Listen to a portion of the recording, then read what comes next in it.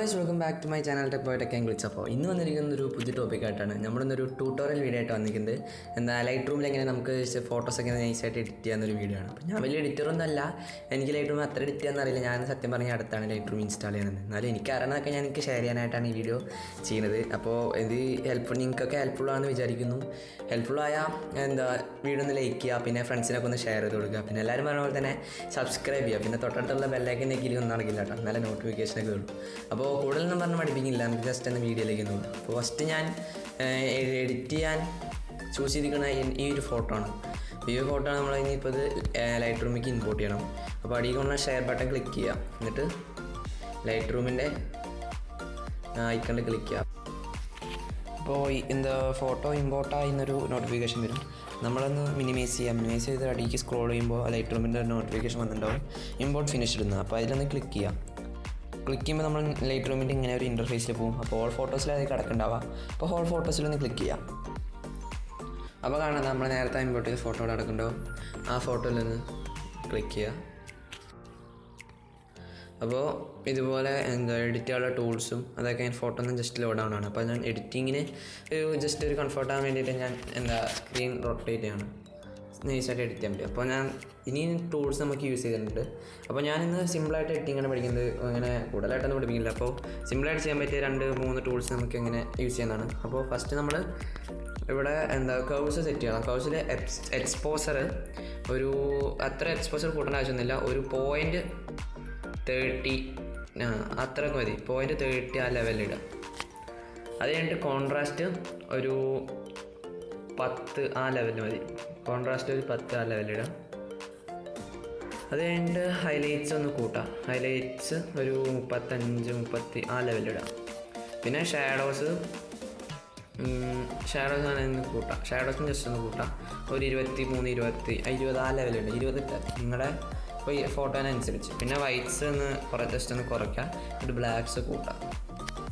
അപ്പോൾ കർവ്സിൻ്റെ കാര്യം അങ്ങനെ കുറച്ച് ഫിനിഷായി. ഇനി അടുത്ത് നമ്മൾ അടുത്ത ടൂള് സ്പ്ലിറ്റ് ടോൺ സെറ്റ് ചെയ്യണം. അതിൽ ടെക്സ്ചർ എന്തിനും യൂസ് ചെയ്യാൻ നമുക്ക് കാണിച്ചു തരാം. അപ്പോൾ എൻ്റെ ഭാഗത്ത് കുറേ പിമ്പിൾസ് പാടെ കാണാം. അതൊക്കെ ഒന്ന് ജസ്റ്റ് ഒന്ന് നമുക്കൊന്ന് ചെറുതായിട്ടൊന്ന് ഹൈഡ് ചെയ്യാൻ വേണ്ടിയിട്ടാണ്. ടെക്സ്ചർ കൂട്ടുമ്പോൾ അതൊക്കെ കൂടുക ചെയ്യും. അപ്പോൾ നമ്മൾ ജസ്റ്റ് ഒന്ന് കുറയ്ക്കാം, -. അപ്പോൾ അതൊക്കെ ഒന്ന് കുറയാൻ -50 ഇതാണ് ഇങ്ങനെ ചെയ്താൽ എൻ്റെ ഞാനിപ്പോൾ സ്കിന്നിങ്ങനെ അത് നമ്മൾ ക്ലാരിറ്റീൻ്റെ അതിൽ ബേസിൽ പറയുകയാണെങ്കിൽ ക്ലാരിറ്റി ജസ്റ്റ് ഒന്നൊരു അത്ര കണ്ട് 20.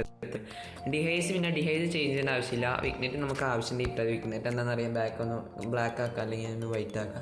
അത് ഞാനിപ്പോൾ ചെയ്യണില്ല. അത് കഴിഞ്ഞിട്ട് ഗ്രെയിനും ഉണ്ട്, അത് നമുക്കിനി ഇവിടെ ചെയ്യേണ്ട ആവശ്യമില്ല. ഇനി അടുത്തത് ഇതിൻ്റെ ഷാർപ്പനിങ് ആണ്. ഷാർപ്പനിങ് ഒന്ന് ജസ്റ്റ് ഒന്ന് നമ്മളൊരു ഫസ്റ്റ് ഒരു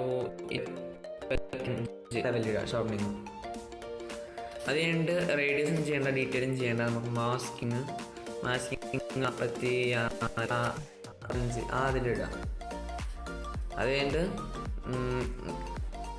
നോയ്സ് റിഡക്ഷൻ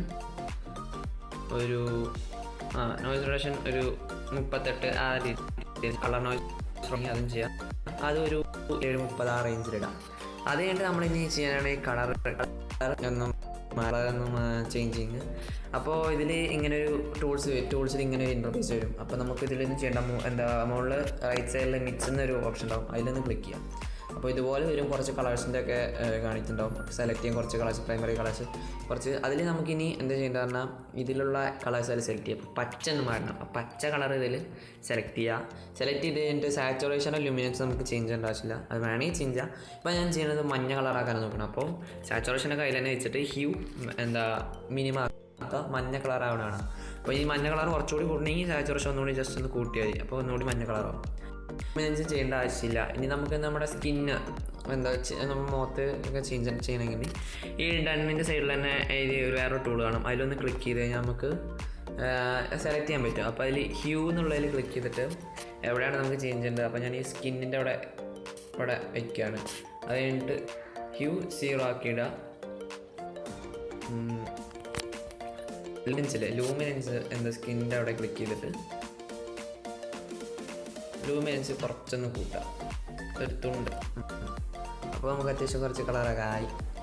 അപ്പോൾ ഇനി ഈ സ്കിന്നിൻ്റെ കാര്യം അവിടെ കഴിഞ്ഞു. അത് കഴിഞ്ഞിട്ട് ഇനി നമുക്ക് മുടിയുടെ ഒന്ന് ചെയ്യണമെങ്കിൽ അതേ ടൂൾ തന്നെ എടുത്ത് കഴിഞ്ഞിട്ട് ഹ്യൂവിലെടുത്തിട്ട് മുടിയിലൊന്ന് ക്ലിക്ക് ചെയ്യും.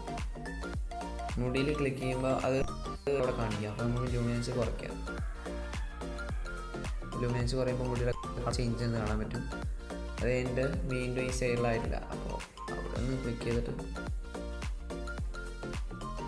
അവിടെ ഹ്യൂ ഒന്ന് കുറച്ച് കൊടുക്കുക. സാച്ചുറേഷൻ ആണെങ്കിൽ അവിടെ നിന്ന് വെച്ചിട്ട് ഒന്ന് കൂട്ടുക. സാച്ചുറേഷൻ കൂട്ടുക നമ്മുടെ മുടിയിൽ. ഞാനൊരു ജസ്റ്റ് ഒരു ഇതിനാണ് അടച്ചാണ് കളറൊക്കെ ഒന്ന് ഇതാക്കാൻ. ഇനി ഈ സൈഡിലൊന്ന് ക്ലിക്ക് ചെയ്തിട്ട് സാച്ചുറേഷൻ ജസ്റ്റ് കൂട്ടി കൊടുക്കുക. അപ്പോൾ ഇതുപോലെ ഒരു ഫോട്ടോ ആയി കാണുന്നുണ്ടാവും. അത് കഴിഞ്ഞിട്ട് ഡണ്ണ് കൊടുക്കുക. ഡണ്ണ് കൊടുക്കുമ്പോൾ നമ്മുടെ മുടിയുടെ കളറൊക്കെ ചേഞ്ച് ചെയ്യാൻ ജസ്റ്റ് ഒരു കാര്യത്തിന് വേണ്ടി ചെയ്തതാണ്. എനിക്ക് ഇഷ്ടമെങ്കിൽ മാത്രമേ ചെയ്താൽ മതി.